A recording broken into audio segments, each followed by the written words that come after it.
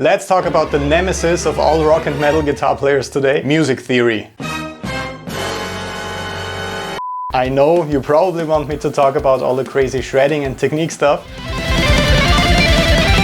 But I promise you, if you spend these next 10 minutes together with me, you will walk out of it as a much better guitarist and musician. So let's start right away with the first trick I want to show you today. Without exaggerating, this one actually changed my playing forever, and it's super easy to understand. The only foundation you need for this is seeing the notes on the low E string and on the A string. My personal recommendation and the fastest way that I learned this is just visualizing the white keys of the piano first. So E, the low E string in this case, F, G, A, B, C and D, and then just later filling in the black keys of the piano on the guitar fretboard. But let's just stick with the white keys for now, since they are the notes of the C major scale, and to keep things simple we will just work with the very common key of C major for this video. So the first thing that really blew my mind as a beginner is that the note layout is essentially exactly the same on the low E string and on the A string, for example, but instead of starting this sequence with C on the 8th fret on the low E string, the same sequence actually also starts with C on the 3rd fret on the A string. So C,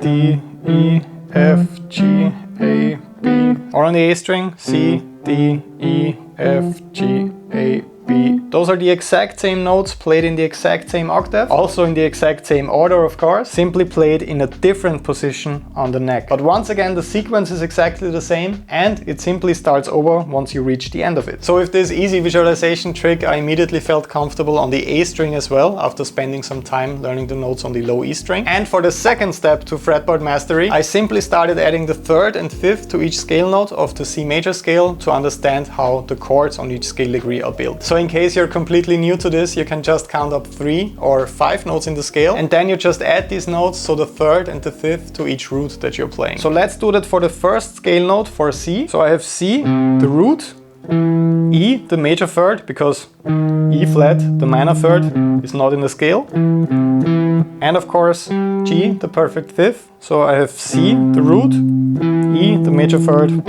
and G, the perfect 5th on the first scale degree in the key of C major. Those are of course the intervals that form a major chord, and that's why you have a C major chord on the first scale degree of the C major scale. So far so boring, but here's the awesome fretboard visualization exercise you can derive from that. You end up with 3 main shapes for this basic arpeggio that are used the most often because they all start with the root note C. For the first shape you can play the root C with your index finger on the low E string, followed by the major 3rd with your pinky finger also on the low E string, and then the perfect 5th either with your middle finger or your ring finger on the A string. For the second shape you can start out with the root C, played with your middle finger on the 8th fret of the low E string, followed by the major 3rd E with your index finger on the A string, and the perfect 5th G with your pinky finger on the A string. And for the last shape you can play C with your pinky finger on the low E string, followed by E with your ring finger on the A string, and G with your index finger on the D string. So you're playing on the E, A and D string for this last shape. So shape number 1, shape number 2 and shape number 3. Of course that sounds almost exactly the same, but you will need all of them since they each start with a different finger, and that will really help you with connecting arpeggios when you're improvising or sweeping at the speed of light. So this arpeggio trick will help you out a lot because you don't always need to jump to the next shape with your index finger. You also memorize an option that starts with the middle finger or with the pinky finger. The next trick is understanding that more complex chords, so 7th chords, are formed out of 4 notes. So you need to add 1 more note to those basic arpeggios that we established, either the major 7th or the minor 7th, depending on which of those intervals you actually get by counting up 7 notes from your desired root in the scale. To play these upcoming shapes you actually also need to visualize the notes on the D string, but please don't panic. Remember that the sequence starting from C also applies to this string. It simply moves up a bit, and that will allow you to visualize the correct note for your 7th arpeggio now. So for the C major arpeggio we can simply count up 7 notes in the scale. So C, D, E, F, G, A, B. So I get B, the major 7th, making this a C major 7th arpeggio. Once again you have 3 different options of playing this. Or with the middle finger, or a bit more tricky with the pinky finger.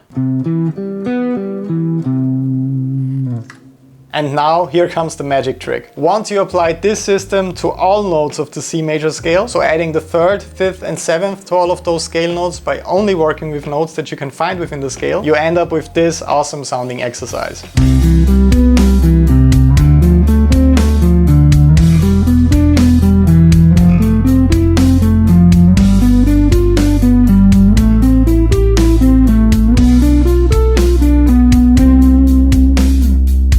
And just like that, you're playing all the 7th arpeggios through the C major scale. You just counted up 3, 5 and 7 notes for each root, and that way you got the exact arpeggio shape that fits the key for every single scale note. Pretty cool, right? In addition to that, you also have a really impressive overview of the fretboard by now with those shapes, and tons of arpeggios to choose from for your solos, especially if you're practicing all 3 arpeggio variations that start with the root in your practice routine. If all of this is still a bit confusing for you, or you just simply got hooked on music theory and the endless creative possibilities it provides, make sure to check out the brand new beginner guitar theory course for all members on Patreon. This one will help you out a lot when it comes to learning the notes across the fretboard and with understanding all the basics you will ever need to really succeed with this. So if you have been playing guitar for a while now and you still don't fully understand music theory, this course will finally fix that big problem for you. Up next, you actually just need to add 3 notes to all of those shapes to get the full scale for each position. Remember that heptatonic scales like the major scale or the minor scale actually just consist out of 7 notes that are repeated all across the neck. So actually you're more than halfway there already, because you know all the 7th arpeggios in this key featuring 4 notes, and you just have to add 3 more to get the full scale position for each note. Right now I want you to really focus, take a deep breath if you have to, because fully understanding the next trick will completely unlock the fretboard for you. So the way the natural major scale is laid out, it actually serves as the foundation for all the other modes. If you play the C major or Ionian scale starting from the note D, so from the 2nd note, you actually play the notes of the D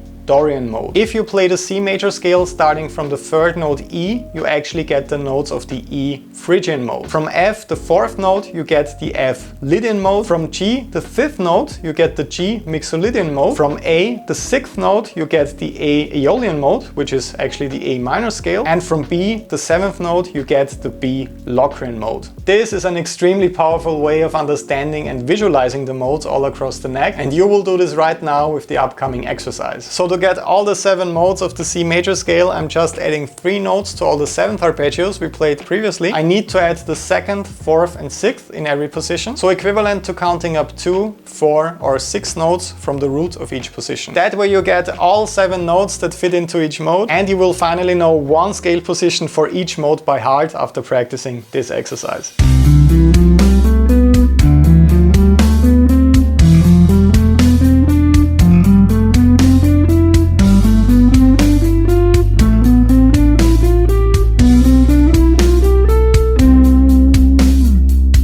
So my favorite part of this workout is that it makes you fully understand the connection between arpeggios and scales. I really recommend training your brain to still see those 7th arpeggio shapes when you're playing the scale positions. That way you're actually thinking about the intervals and notes that you're playing, and you're not just visualizing a shape on the fretboard. And please trust me on this, a whole new world will open up for you as a guitar player once you're able to do that. Imagine effortlessly switching between different scales or modes while combining your lines with elegant arpeggio sections on the fly. This is the shortcut you've been looking for that will make it happen. So please, I beg you, take advantage of it. A song that actually showcases this system is The Kindling, the opening track from my album Elevation.